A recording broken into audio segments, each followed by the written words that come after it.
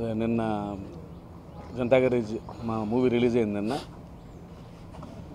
మాకు వచ్చిన response, feedback, appreciation బాగా హానెస్ట్గా చెప్పాలంటే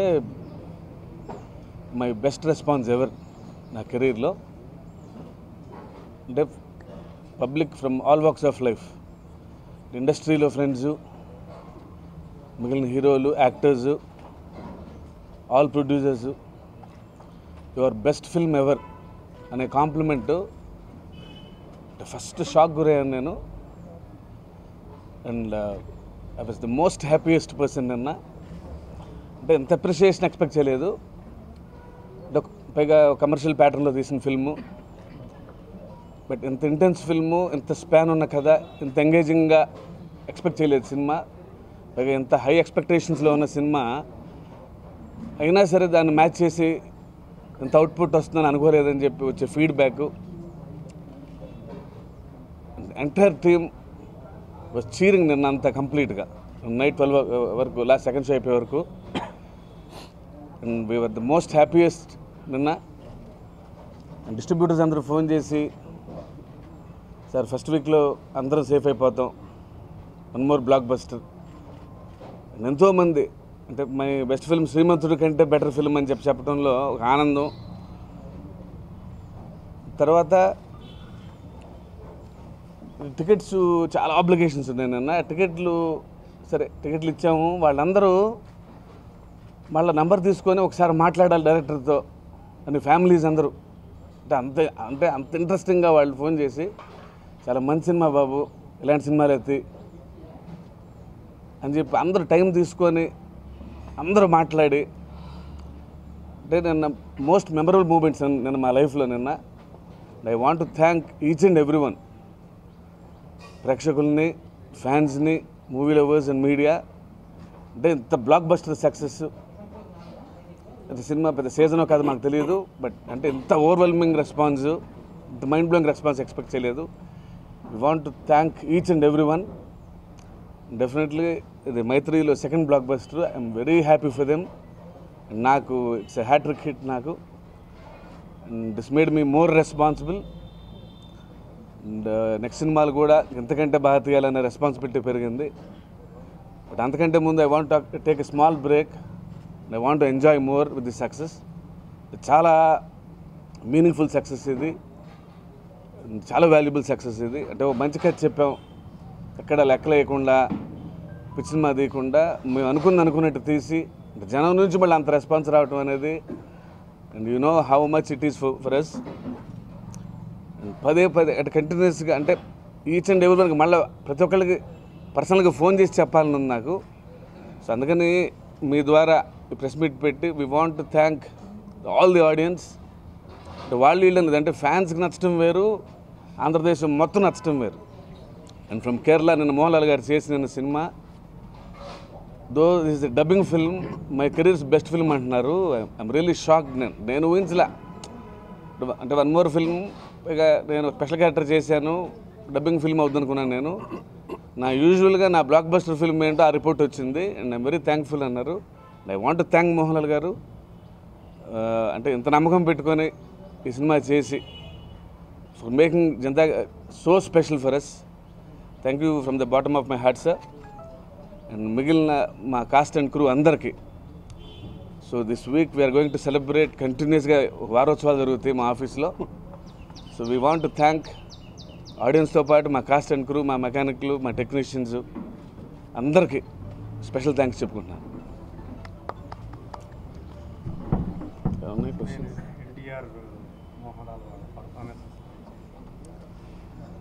అంటే నేను చెప్పడం అయిపోయింది, అది ఆడియన్స్ చెప్పడమే అండి. అంటే ఆ ఫీడ్బ్యాక్కి టూ బెస్ట్ యాక్టర్స్ని ఎలా హ్యాండిల్ చేయగలరు అని చెప్పి అనుకున్నాము. సినిమా చూసినప్పుడు ఒక 1 minute పోతే, అంటే నిన్న ఇంటర్వెల్ తర్వాత ఫాస్ట్గా ఇస్తారంట సినిమా కొన్ని థియేటర్స్లో.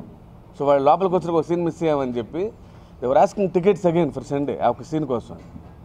So that's the response we got. Because అంటే వాళ్ళిద్దరిని ఒక ఫ్రేమ్ కూడా మిస్ అవ్వటం మాకు ఇష్టం లేదు. ఫ్యాన్స్ అయితే ఓకే, ఫ్యామిలీస్ అందరూ మళ్ళీ సాటర్డే కానీ సండే కానీ మళ్ళీ టికెట్స్ చెప్పండి. This is the response we are getting. అంటే వాళ్ళిద్దరిని స్క్రీన్ మీద చూడటం అనేది it's almost like a feast, not only to the fans to all the movie lovers అండి. ఈ సినిమాలో ఒక మంచి మెసేజ్ కూడా ఇచ్చారు, అంటే నేచర్ని కాపాడాలి, నేచర్ అనేది చాలా ఇంపార్టెంట్. ప్రస్తుతం 2 తెలుగు రాష్ట్రాల్లో కూడా హరితహారం అంటే ఈ కార్యక్రమం చేస్తుంది. దీన్ని ఏమైనా 2 రాష్ట్రాలకి అంటే వాళ్ళకి ఏమైనా చూపించే అవకాశం? Definitely cinema is a powerful medium sir. I think the both government should be very happy ఇలాంటి సినిమా వచ్చినందుకు. Definitely the producers will take it to the next level. వీళ్ళంతమందికి చూపించాలి, ఇంకెక్కువ రీచ్ అవ్వాలి. ఆల్మోస్ట్ అంటే జనంలోకి వెళ్ళిపోయింది సినిమా అంటే ఆ వచ్చే రెస్పాన్స్ కానీ. Definitely I think it will reach new heights in the coming days. Yeah,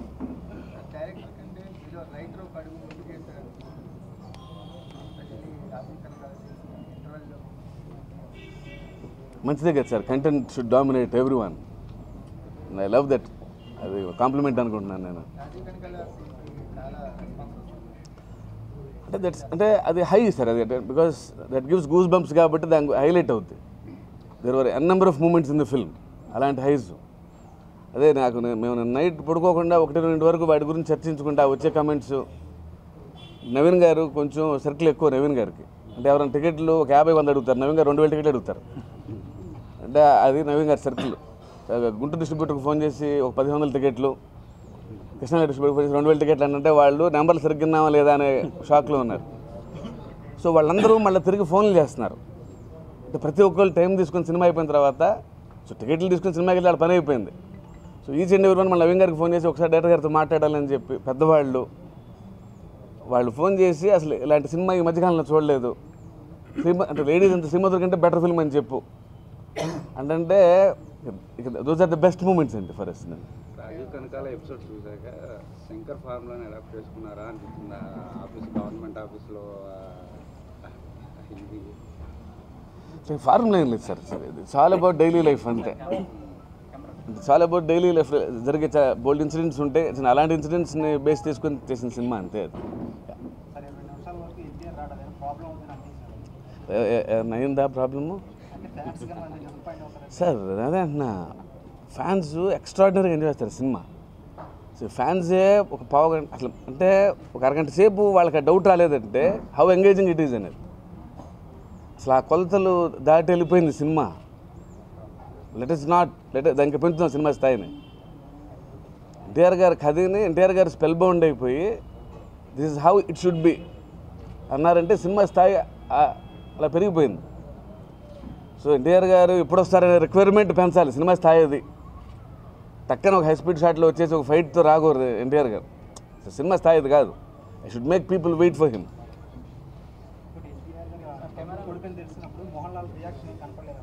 at sir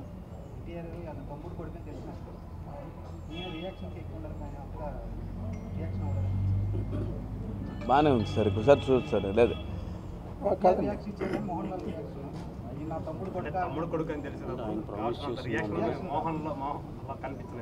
అంటే అదే సార్, అదే అంటే we worked on the minute details. అంటే బయట రియలిస్టిక్ షాక్ ఎలా ఉంటుందంటే మనం ఆశ్చర్యపోయి ఒక పావుగంట ఉన్నాం బయట, అవునా అనే ఫీలింగ్ ఉంటుంది. బట్ ఈ సీన్లో ఏంటంటే నా కొడుకు అనే హ్యాపీనెస్ కంటే నెక్స్ట్ ఎమోషన్ డామినేట్ అయిపోయింది. ఎందుకంటే ఆయనకి భయం వేసిపోయింది. మాట ఇచ్చా నేను జీవితంలో నేను మా కుటుంబం నేడు వాడి మీద పడదని. నా కొడుకు అనే ఆనందం కంటే నా తమ్ముడు కొడుకు వచ్చి మా దగ్గరే ఉన్నాడా, నేను మాట ఇచ్చా, నేను మాట తప్పానా అనే భయం ఎక్కువైపోయింది. సో ఆ భయం డామినేట్ అవ్వాలి హ్యాపీనెస్ కంటే. That's the beauty of the scene కదా. ఒక క్షణం వాడు నా తమ్ముడు కొడుకు రిలీజ్ అవ్వగానే ఎమ్మటి రిలీజ్ అయిపోయాడు. ఆయన చెప్పేశాడు, నాలో సగం అయిన గాయమే ప్రమాణం చేసి చెప్తున్నా, ఈ ఇంట్లో ఎవరికి మీరు వచ్చే క్షణం వరకు ఎవరు నాకు తెలియదు, ఎవరు అడ్డు కూడా చెప్పం. సో ఆ ఎమోషన్ డామినేట్ అయింది. That's the beauty of it.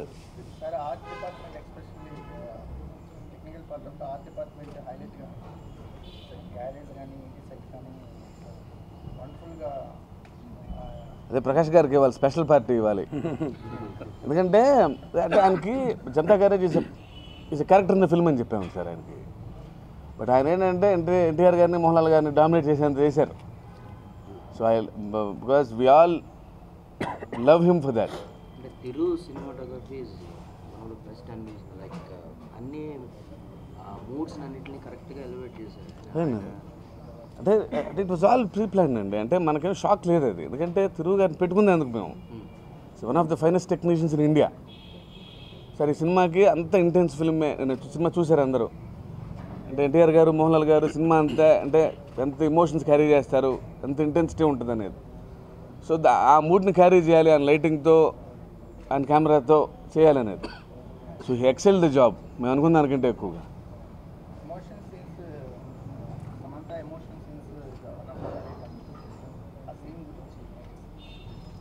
అదే సార్, అంటే అదే ఎందుకంటే ఎంతవరకు ఉండాలి అంతవరకే ఉండాలి.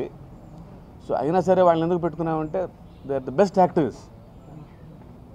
ఉన్న వాళ్ళకి ఆ ఎమోషన్ అలా క్యారీ చేసేయాలి వాళ్ళు. సో అది ఆబ్వియస్లీ మోహన్ లాల్ గారి ముందు, ఎన్టీఆర్ గారి ముందు పెర్ఫామ్ చేయాలంటే it's not an easy thing. But వాళ్ళు దాన్ని అంటే సీన్ ఓన్ చేసుకొని వాళ్ళే ఆ క్యారెక్టర్ లాగా ఆమె బుజ్జి అయిపోయి సినిమాలో దాంతో పెర్ఫామ్ చేయడం, దట్టు ఇన్ సింగిల్ షాట్. అది మళ్ళీ మూడు బ్రేక్ అవుద్దామని చెప్పి యాక్టర్స్ అందరూ సింగిల్ షాట్లో పెర్ఫామ్ చేసిన విధానం, ఇవాళ ఆడియన్స్ రెస్పాన్స్ చూస్తుంటే అది ఇంకా ఎక్కువ ఉంది.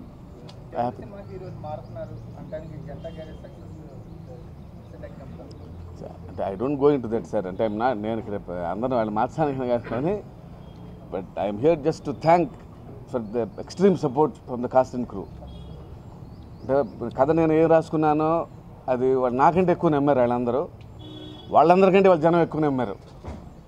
అంటే అట్లీస్ట్ నా ప్రీవియస్ ఫిల్మ్ అది ఎక్కడో ఒక వర్గానికి పెద్దగా క్యాటర్ చేయలేదనే ఒక కంప్లైంట్ అన్న ఉందేమో కానీ, బట్ జనతా గ్యారేజ్కి ఫ్రమ్ ఆల్ సెక్షన్స్, అంటే యంగ్స్టర్స్ వాళ్ళు ఫోన్ చేసి ఇదండి ఫిల్మ్ అంటే, this is what we want. Ladies phone చేసి one of the best films we have ever seen అంటే, ఇలాంటి కాంప్లిమెంట్స్ చాలా రేర్ అండి. So I want to carry those compliments with me for a long time.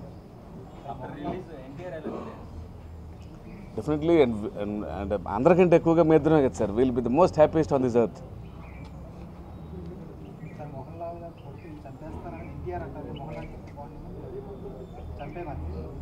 అంటే ఆ ధైర్యం ఉండాలి sir. అదే అంటున్నా, లెక్కలు అంటే ఆయనగా చంపింది అంటే గ్యారేజ్ని తీసుకుంది ఎవరికా? ఎన్టీఆర్ గారిని. సో ఇప్పుడు నాయకుడు ఆయన, అంటే ఆయన కూడా ఒక క్షణం అలసిపోయాడు. ఇట్స్ నాట్ అంత యాక్టివ్గా లేరు. సో ఏం చేద్దామని ఒపీనియన్ అడగాలి. అంటే కొడుకు కాబట్టి ఆయనకి ఒక క్షణం ఆలోచిస్తాడు. మనిషే, అంత మంచి మనిషి అయినా కానీ ఫస్ట్ మనిషేగా. అంటే ధైర్యంగా వాళ్ళని ఫేస్ చేసి ఆయన మనసులో ఉందా అదేం తెలుసు ఎన్టీఆర్కి. సో ధైర్యంగా బయటకు చెప్పేశాడు ఆ మాటలు అంతే. అక్కడ అందరూ మెకానికల్ మనసులో కూడా అదే ఉంటుంది. మన కొడుకే కదా అని ఒక క్షణం చిన్న డౌట్ ఉంటుంది అంతే. బట్ ధైర్యంగా వాళ్ళ అభిప్రాయాన్ని బయటకు చెప్పగలిగాడు. మీ మనసులో కూడా ఇదే ఉంది నాకు తెలుసు అనే ఫీలింగ్ అది. ఎవరన్నారు సార్? చాలా ఫాస్ట్గా ఉంది సార్. అంటే ఎక్కడ అంటే అంత ఇంటెన్స్గా ఉన్న ఫిల్ము అండ్ స్లో అంటే ఎట్లా నాకు అర్థం కాలేదు. స్లో అనేది ఎక్కడో అంటే సార్ ఇప్పుడు 100% మనం సాటిస్ఫై చేయలేము. అది సినిమా నేను నమ్ముతాను. నేను సినిమాలో కూర్చున్న మంది maybe because of the expectations. So if 90% of the people are satisfied, they are content, they are happy, I don't call it as a blockbuster, I call it as a classic. 100ని satisfy చేయలేం. నిన్న ఒక review చదివాను ఎవరిదో.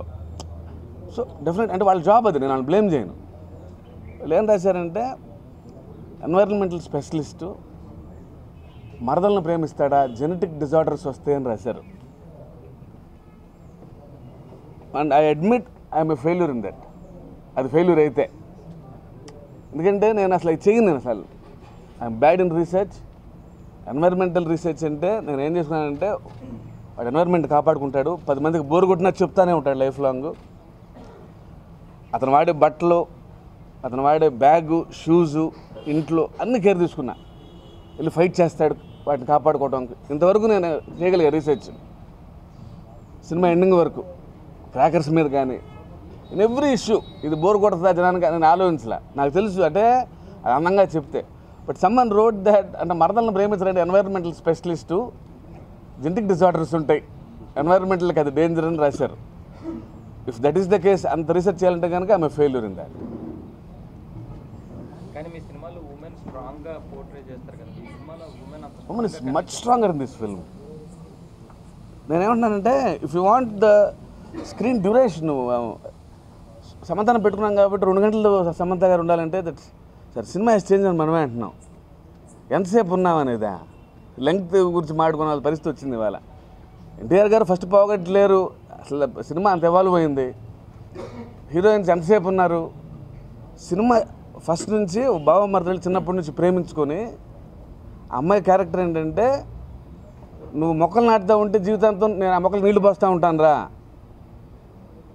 మన ఇద్దరం కలిసి సముద్రం చూస్తూ ఆ గదిలో బతికేద్దాం నేను అనుకున్నాం. నువ్వేం చేసినా నాకు పిచ్చే, బట్ నువ్వు జనతా గ్యారేజ్ గొప్పది అంటున్నావు, నేను దాన్ని కూడా వదిలేస్తాను నీకోసం, నువ్వు నన్ను వదిలేయాలంటున్నావు, నాకు అది కూడా పిచ్చే. I'm ready for that. Do find much more stronger women than this Suresh గారు? That's the power of human.